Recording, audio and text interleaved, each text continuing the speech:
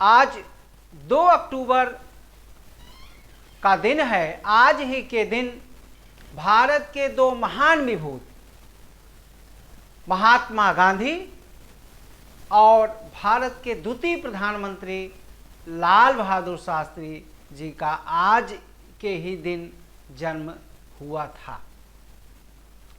तो सबसे पहले हम महात्मा गांधी, जिन्हें पूरा देश बापू या राष्ट्रपिता के नाम से भी संबोधित करता है, राष्ट्रपिता महात्मा गांधी का जन्म 2 अक्टूबर 1869 में पोरबंदर में काठियावाड़ नामक स्थान पर हुआ था। पिता का नाम मोहनदास, पिता का नाम करमचंद गांधी था, जो एक रियासत के दीवान थे, और माता का नाम पुतलीबाई था। गांधी जी एक वैष्णव धर्म के अनुयायी के यहाँ उनका जन्म होता है, और उसके बाद बचपन में जो उनका शिक्षा दीक्षा थी वो पोरबंदर में ही होती है। वहाँ पर वो हाई स्कूल, उसके बाद इंटर के बाद वो लॉ की डिग्री, जिसे उस समय बैरिस्टरी कहा जाता था, उसकी अध्ययन के लिए वो ब्रिटेन जाते हैं। और चूँकि गांधी जी का जो परिवार था वो साधारण परिवार नहीं था, उनके पिताजी खुद एक रियासत के दीवान थे, तो एक संभ्रांत परिवार के गांधी जी थे। और इसी के कारण, चूँकि उस समय कोई व्यक्ति अगर ब्रिटेन जाकर के पढ़ाई कर रहा था तो कोई इसका मतलब कोई साधारण व्यक्ति नहीं था। आर्थिक स्थिति से वो काफ़ी मजबूत परिवार के थे, और वहाँ से फिर वो लॉ की डिग्री या बैरिस्टरी की डिग्री वहाँ पर से लेकर के वापस आते हैं। हालांकि लॉ और बैरिस्टर में अंतर है, लेकिन हम लोग इतना ही जाने कि बैरिस्टरी की डिग्री वहाँ से ले करके और भारत वो वापस आते हैं, और 1891 में वो वापस आते हैं। फिर जो है यहाँ पर पोरबंदर में और उसके बाद मुंबई में, गुजरात और मुंबई में दोनों जगह वो प्रैक्टिस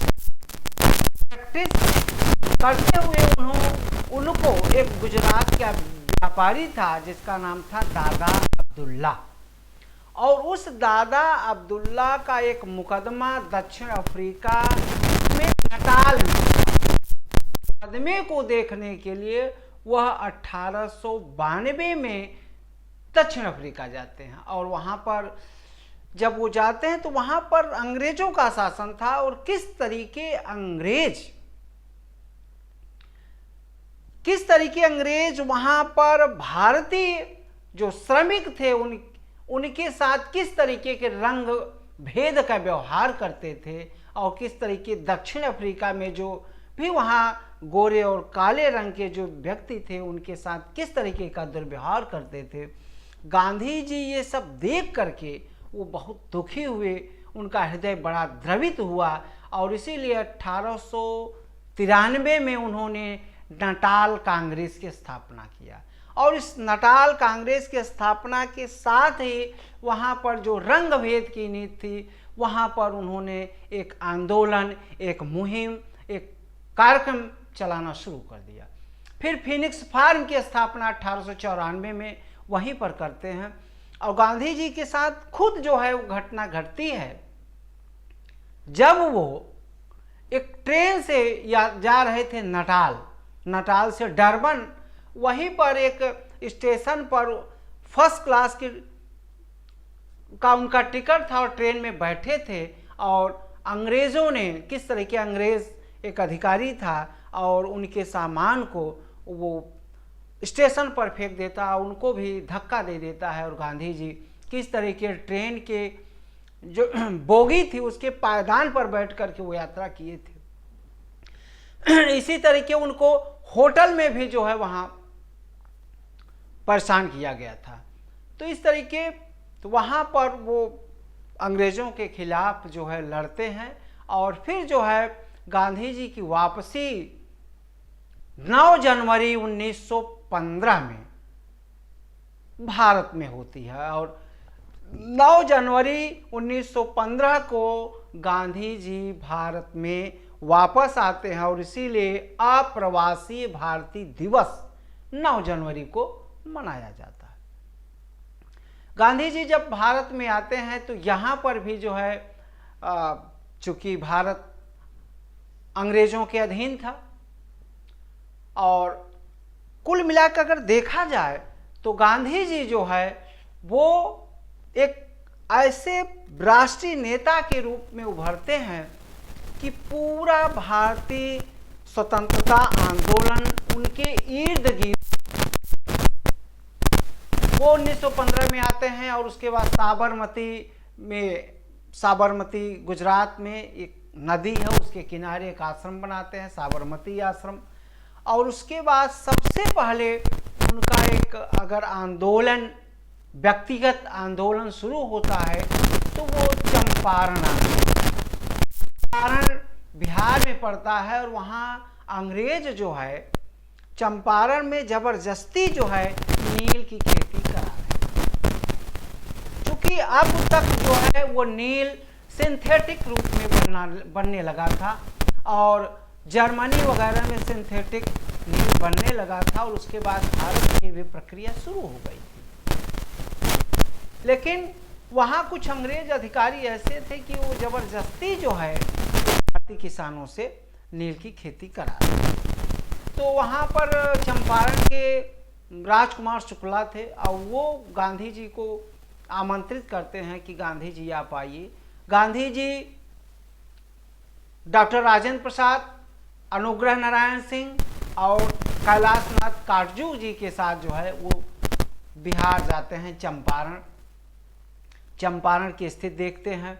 वहाँ पर जो अंग्रेज अधिकारी थे वो गांधी जी को वहीं से वो चेतावनी देते हैं कि आप उस तरीके का वहाँ कोई ऐसा काम न करें, नहीं तो आप गिरफ्तार हो जाएंगे। लेकिन गांधी जी चूँकि वहाँ अंग्रेजों से वो दक्षिण अफ्रीका में लोहा लिए थे तो अंग्रेज भी उनसे डर गए थे। ऐसा नहीं था कि अंग्रेज उनसे जो है बहुत क्या कहते हैं कि अंग्रेज उनको डरा लेते, लेकिन ऐसा नहीं था।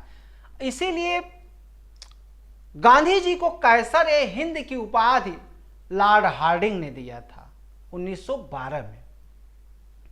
और चूंकि उसके बाद 1914 से 1918 के बीच में प्रथम विश्व युद्ध होता है तो गांधी जी ने अंग्रेजों का सहयोग किया और तमाम भारतीयों को, जो भारतीय युवा थे, उनसे वो घूम घूम कर कहे कि आप लोग प्रथम विश्व युद्ध में भाग लें, आर्मी में हों।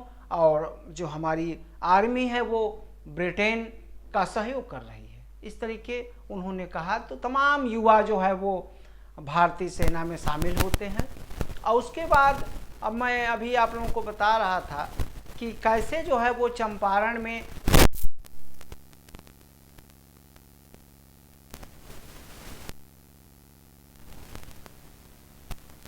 वहाँ पर समाप्त किया और ब्रेटली आयोग बैठा और आयोग ने जो है जो रिपोर्ट दिया, उस रिपोर्ट के आधार पर जो है वो नील की खेती जो है वहाँ पर समाप्त कर दी जाती है। उसके बाद गांधी जी वहीं पर देखते हैं कि एक महिला जो है नदी के किनारे स्नान कर रही थी और गांधी जी उस समय 2 धोती पहनते थे। एक धोती पैर में नीचे पहनते थे और एक जो होती वो ओढ़ते थे। लेकिन एक महिला जो फटी धोती वो उसका देखे तो उनका हृदय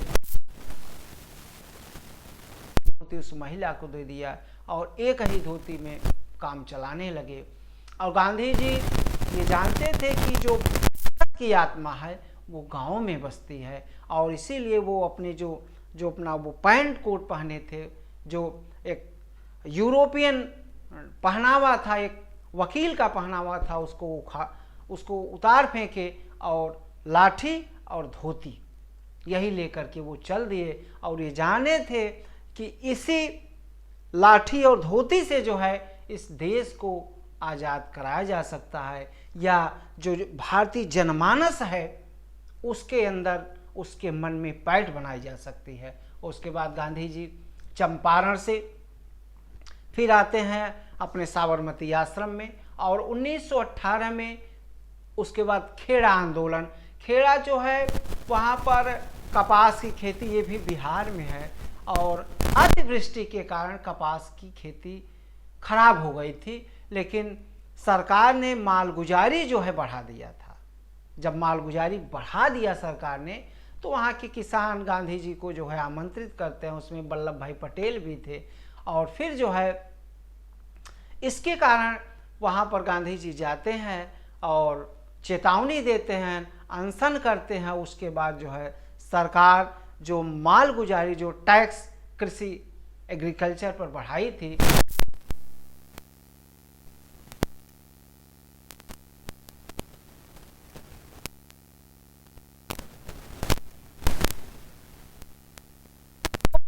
वेतन में 50% की वृद्धि चाहते थे और बोनस में 20% की वृद्धि चाहते थे।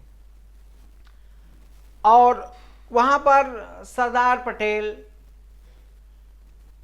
और तमाम कई लीडर मिलते हैं गांधी जी से और गांधी जी को आमंत्रित करते हैं। गांधी जी वहाँ पर जाते हैं और गांधी जी ने सबसे पहले वहाँ पर तमाम जो कर्मचारी थे उनसे कहते हैं कि हम लोग यहाँ पर जो है भूख हड़ताल करेंगे। तो सबसे पहले अगर गांधी जी भूख हड़ताल करते हैं तो अहमदाबाद मिल आंदोलन के लिए करते हैं, और उसके बाद अंग्रेजों से समझौता होता है और 35% वेतन वृद्धि पर जो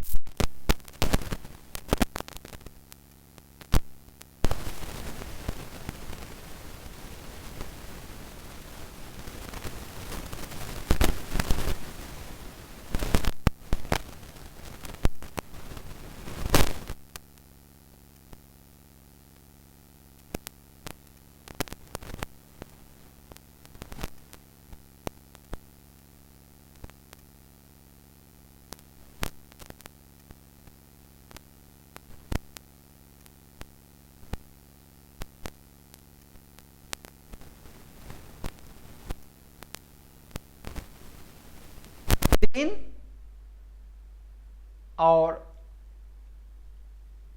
सैफुद्दीन किचलू दो व्यक्ति थे। इन दोनों, डॉक्टर सत्यपाल और सैफुद्दीन किचलू, इन दोनों लोगों को रौलट एक्ट के तहत गिरफ्तार कर लिया गया। और जब गिरफ्तार कर लिया जाता है तो ये मामला जो है पूरे देश में जो है, पंजाब में, अमृतसर में, उन जगह पर, ये हरियाणा में ये बहुत तेजी से फैलता है। और इन सबको छुड़ाने के लिए जलियांवाले बाग में एक सभा बुलाई गई थी, और सभा में चूंकि बैसाखी का दिन था, तमाम 10,000 की भीड़ जलियांवाले बाग में इकट्ठा हो जाती है। और उस जलियांवाले बाग में इकट्ठा हो जाती है तो होता क्या है कि जनरल डायर बिना बताए वो चारों तरफ से बाग को घिरवा लेता है, और उसके बाद 2000 राउंड गोली चलवाता है, जिसमें हजारों लोग मारे जाते हैं। और उसके बाद जो है फिर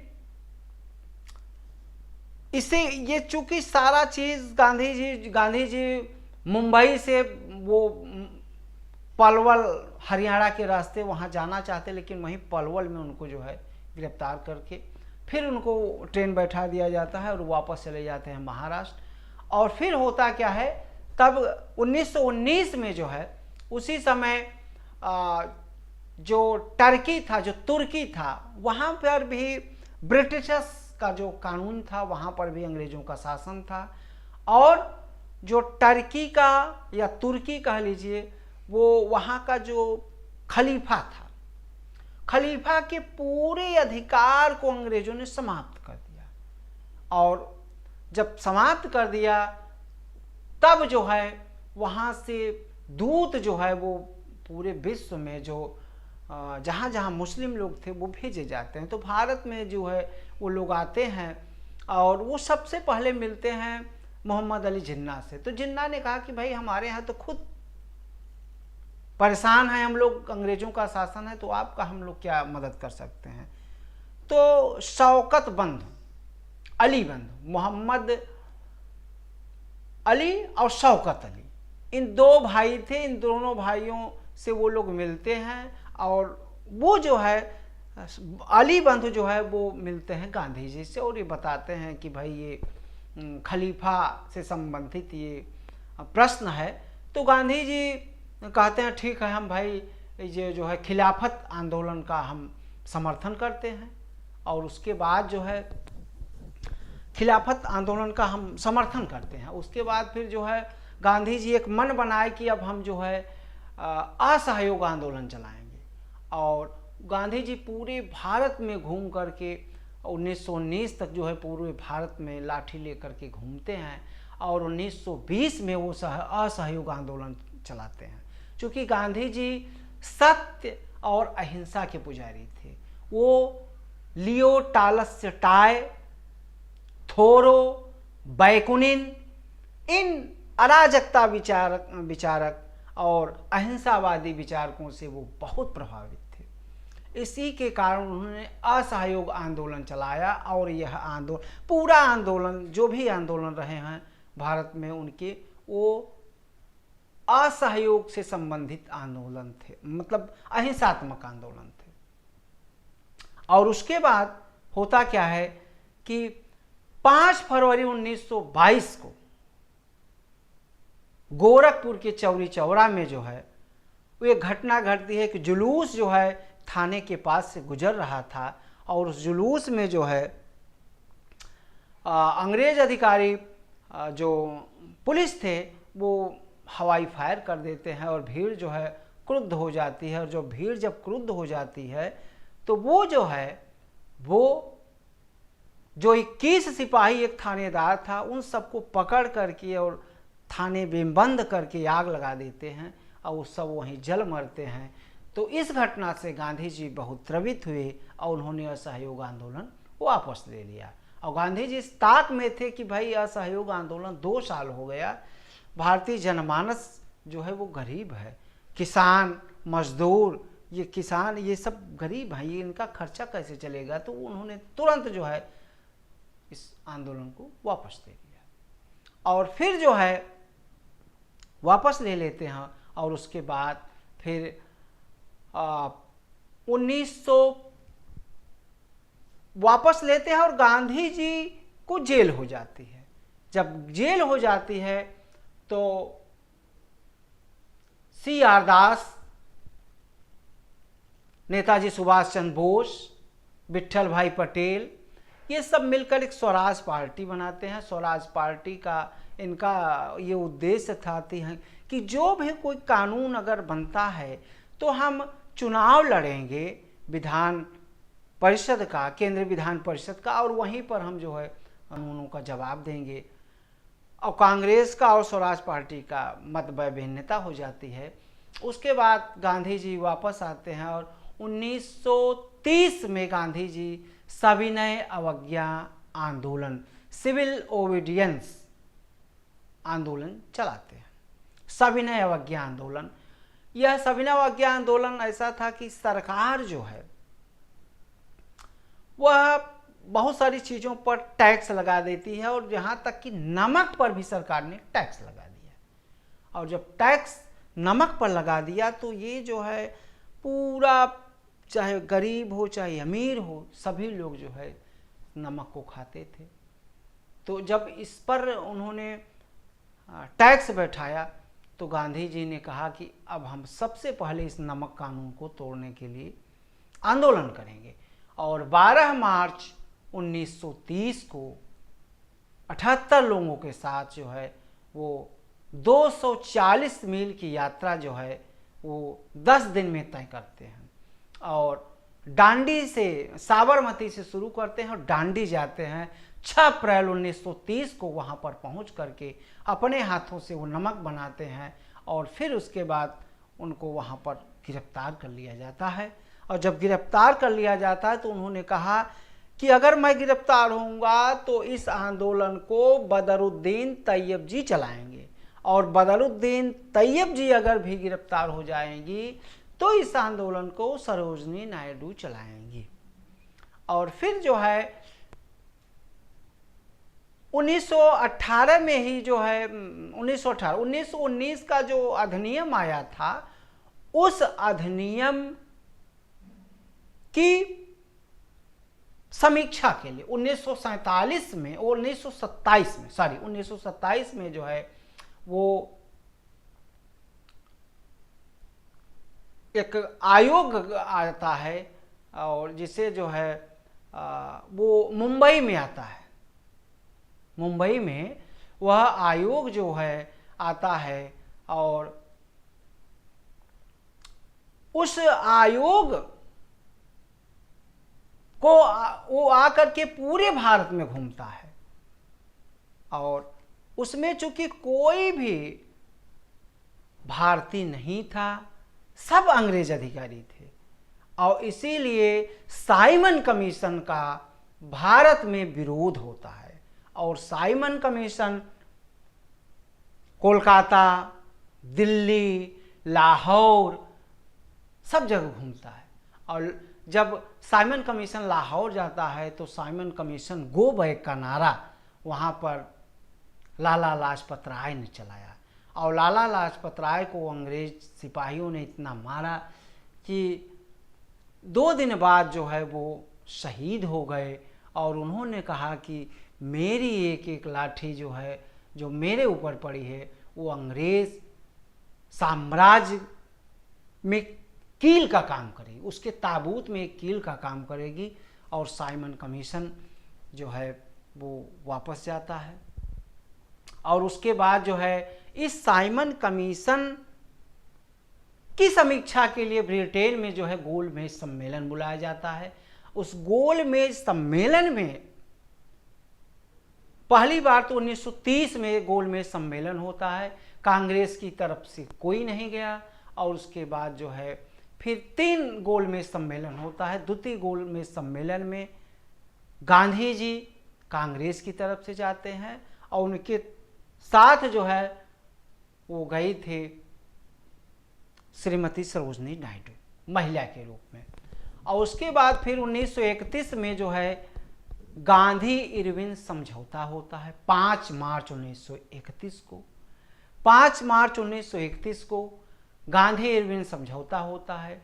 उसमें कई सारी मांगें थी जिसमें यह था कि जो भी हमारे क्रांतिकारी पकड़े गए हैं उनको, राजनीतिक क्रांतिकारी, उनको रिहा किया जाए, जो किसानों पर टैक्स एक्स्ट्रा लगा है उसको वापस किया जाए।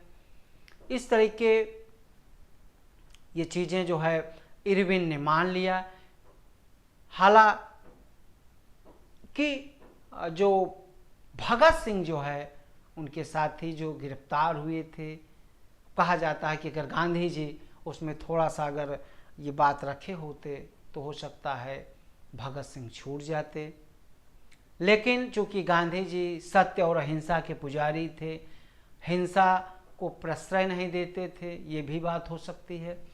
उसके बाद 1942 का भारत छोड़ो आंदोलन, जिसमें गांधी जी ने नारा दिया था अंग्रेजों को भारत छोड़ो और उन्होंने कहा था डू और डाई, करो या मरो। ये 1942 में उन्होंने नारा दिया था और उसमें जो है 8 अगस्त 1942 को मुंबई का ग्वालियर टैंक जो बड़ा मैदान था उसमें ऐलान किया जाता है कि हम लोग जो है अब जो है अंग्रेजों भारत छोड़ो, बिना अंग्रेजों को हटाए हम चैन से नहीं बैठते हैं। लेकिन 8 अगस्त की रात को ही बड़े बड़े जो दिग्गज लीडर थे उन सबको बंदी बना लिया जाता है, कारागार में डाल दिया जाता है और उसके बाद जो है वो आंदोलन चलता रहता है। उसके पहले थोड़ा सा आप लोग देखें कि 1932 में जो गांधी जी और B.R. अम्बेडकर, गांधी जी और B.R. अम्बेडकर के बीच जो है एक समझौता होता है जिसके तहत चूँकि अंग्रेज जो है वो भारतीय जनमानस को आपस में फूट डाल करके लड़ाना चाहते हैं, उसको जो है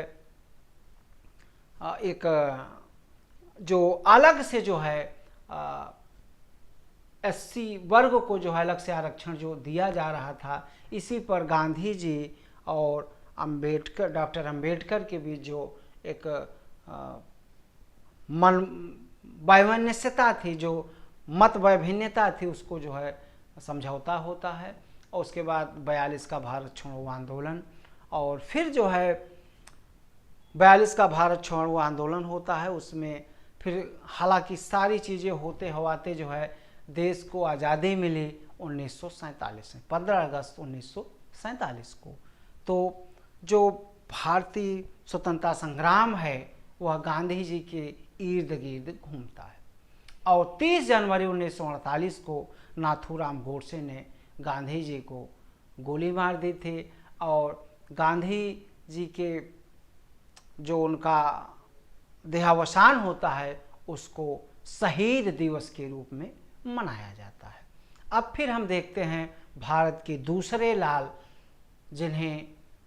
जिन्होंने नारा दिया था जय जवान जय किसान, लाल बहादुर शास्त्री, भारत के द्वितीय प्रधानमंत्री, जिनका जन्म 2 अक्टूबर 1902 को मुगल सराय में हुआ था। और चूंकि इनका जन्म एक गरीब परिवार में हुआ था, इनके पिता का नाम मुंशी शारदा प्रसाद था, शारदा प्रसाद जी के यहाँ इनका जन्म होता है। और बचपन में ही कुछ समय के बाद इनके माता और पिता का देहावसान होता है, और इनके मौसा के यहाँ इनका पालन पोषण होता है। और फिर जो है ये बचपन से ही इनके अंदर गांधीवादी विचारधारा इनके अंदर भरी थी, और ये जो है कि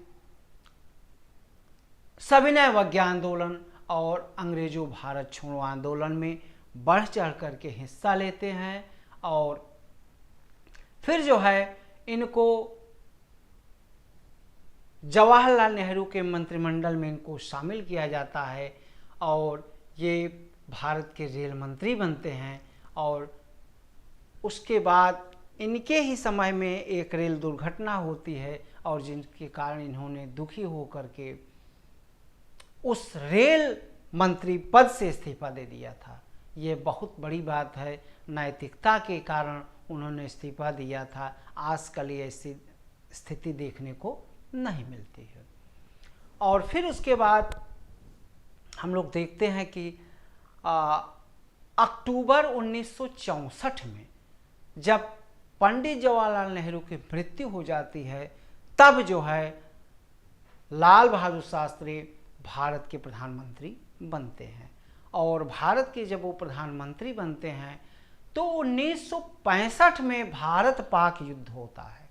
और चूंकि उसके पहले 1962 में भारत और चाइना के बीच युद्ध हुआ था, जिसमें भारत की हार हुई थी, लेकिन 65 की जो लड़ाई थी, और देखने में तो शास्त्री जी 4 फुट के ही थे, लेकिन जो उनका विशाल हृदय था जो वो बहुत विशाल था, और उन्होंने भारत को जो है भारत ने पाकिस्तान को मुंह तोड़ जवाब दिया। और जो अयूब खान था, जो पाकिस्तान का जो है वो प्रधानमंत्री था, वो उसकी पाकिस्तान की हार होती है। और जब पाकिस्तान की हार होती है तो उसी समय भारत में एक लाल बहादुर शास्त्री के ही समय भारत में सूखा का दौर पड़ता है 1966 और 67 के बीच। अच्छा, अभी थोड़ा सा इसके पहले बता दें कि भारत जो है लाहौर वगैरह बहुत सारी चीज़ें 65 की लड़ाई में जीत लिया था, लेकिन चूंकि ये ताशकंद समझौता होता है, ये होता है रूस में, ताशकंद स्थान है। और चूंकि ये माना जाता है कि जब समझौता हुआ तो ये हुआ कि भारत जो है लाहौर को जो जीता है, उस स्थान को छोड़कर जो यथावत स्थित जो जहाँ पर थे वहीं पर रहें। इस चीज़ को लाल बहादुर शास्त्री जी जो है वो सहन नहीं कर पाए, उनको हृदयाघात हुआ और उनका वहीं पर देहावसान हो जाता है। और ये माना जाता है कि उन्हीं के समय में जो है भारत में सूखा पड़ा था, और अमेरिका जो है वो गेहूं भारत को देता है, लेकिन चूंकि भारत जो है अमेरिका से उतनी नहीं बनती थी जितना रूस से, इसलिए भारत की से केवल समुद्री सीमा से 7 किलोमीटर दूर अमेरिका का जहाज़ था जो गेहूं भरकर ला रहा था, लेकिन उसको जो है अमेरिका ने वापस ले लिया। और लाल बहादुर शास्त्री ने नारा दिया था कि हम हफ्ते में एक दिन व्रत रहेंगे, और सभी भारतीय हफ्ते में एक दिन व्रत रहेंगे, एक दिन का अनाज बचेगा। और उसके बाद होता क्या है कि उन्हीं के समय जो भारत में जो हरित क्रांति आई, डॉक्टर एम स्वामीनाथन भारत के जो है वो हरित क्रांति के जन्मदाता माने जाते हैं। और भारत में गेहूं और धान कितने बृहद पैमाने पर जो है पैदावार होने लगती है कि भारत जो है जो अन्न के क्षेत्र में आत्मनिर्भर हो जाता है। आज यहीं पर इस पावन पर्व पर अपनी वाणी को विराम देता हूँ। जय हिंद, जय भारत।